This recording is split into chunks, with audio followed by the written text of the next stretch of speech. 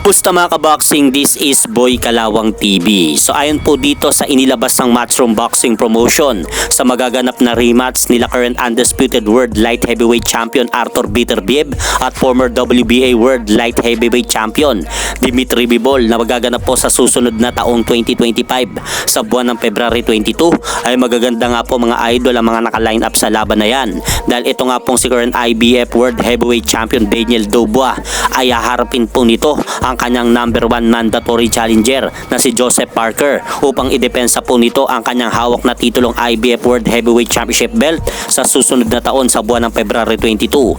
Habang ito naman pong si Shakur Stevenson mga idol ay sasagupain naman po nito ang kanyang kapwa undefeated na Amerikanong boksingero na si Floyd Schofield na may kartadang 18-0 with 12 knockout. Dahil itataya nga po mga idol ni Shakur Stevenson ang kanyang hawak na titulong WBC World Lightweight belt sa laban na yan.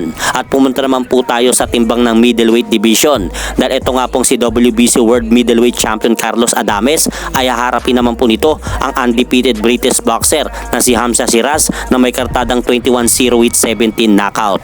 At ito pa mga idol ang isa pang malupit na laban dahil itong alaga ni Golden Boy CEO Oscar De La Hoya na si knockout artist Berhil Ortiz ay sasagupain naman po nito ang dating nagpahirap kay former undisputed World Welterweight Champion Terence Bud Crawford na si former WBA World Super Welterweight Champion Israel Madrimov para sa titulong WBC Interim Super Welterweight title. At dumako po muli tayo sa heavyweight division mga idol dahil ito pong si undefeated British heavyweight boxer Joshua Buatsi na may kartadang 19-0 with 13 knockout ay haharapin naman po nito si former WBA at na ring World Super Middleweight Champion Callum Smith para sa titulong WBO World Interim Light Heavyweight title. At mapapasama rin dyan mga idol sa mga naka-line up na magagandang laban na yan sa susunod na taon sa buwan ng February 22 ay ito pong knockout Chinese boxer na tumalo kay former WBC World Heavyweight Champion Deontay Wilder. Wala pong iba kundi itong si Big Bang Zili Zhang. At haharapin naman nito ang undefeated German boxer na si Agit Kabayel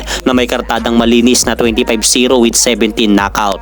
At ito nga pong magaganap na laban nila mga idol ay para sa titulong bakanting WBC Interim World Heavyweight title. Kaya kaabang-abang nga po mga idol ang mga titinding laban na yan sa susunod na taon sa 2025 sa buwan ng February 22. At hanggang dito na lang po muna ang aking update sa mga aganapan sa mundo ng boxing. At syempre mga idol, huwag nyo rin pong kalimutan pakisuportahan nyo naman po muna ang ating munting channel. Maraming salamat po.